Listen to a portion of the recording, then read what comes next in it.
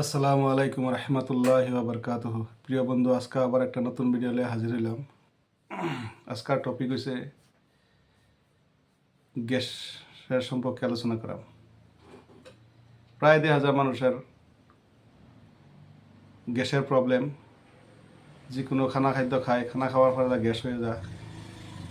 বিশেষ করে রমজান মাস চলতেছে, রমজান মাসের মধ্যেও দেখা যায় গ্যাসের খুব প্রবলেম, গ্যাস্ট্রিকের খুব প্রবলেম। খানা খাওয়ার পরে চুকা চুকা ডেকাই,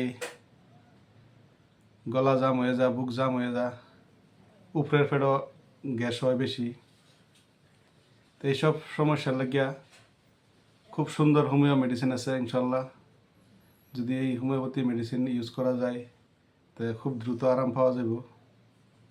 তার লাগে আমরা খুব সুন্দর হোমিও মেডিসিন আছে। যদি কোনো ব্যক্তির উপরের ফেডও বুহের সাইড সাপ সাপ লাগে, বাড়ি বাড়ি জাম জাম লাগে, ঢেকার উঠবাসা উড়ে না, খুব জাম জাম ভারী ভারী লাগে, চুকা চুকা ঢেকারায়, যদি এরকম লাগে কোনো ব্যক্তির খাওয়ার পরে তো তার লাগে খুব সুন্দর হোমিও মেডিসিন আছে কার্বোবেস।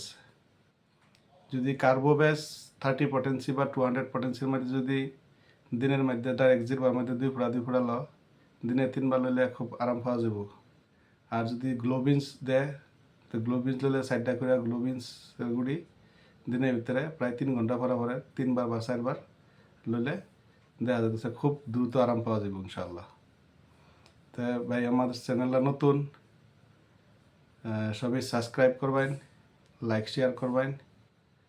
আর আরও ভালো ভালো ভিডিও ভাবে লাগে ওলে লগে বেল আইকনটা বাইরের লগে থাকবেন, যাতে আপনারা কমেন্ট করবেন। আপনারা কমেন্ট করার পরে তো যাতে আমি নতুন নতুন আরও ভিডিও লিয়ে আইতে পারি, সাবাস বাড়বো।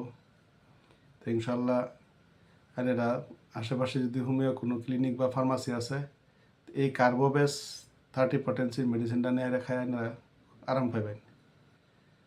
তা আশা করি ইনশাল্লাহ সবাই বুঝছেন।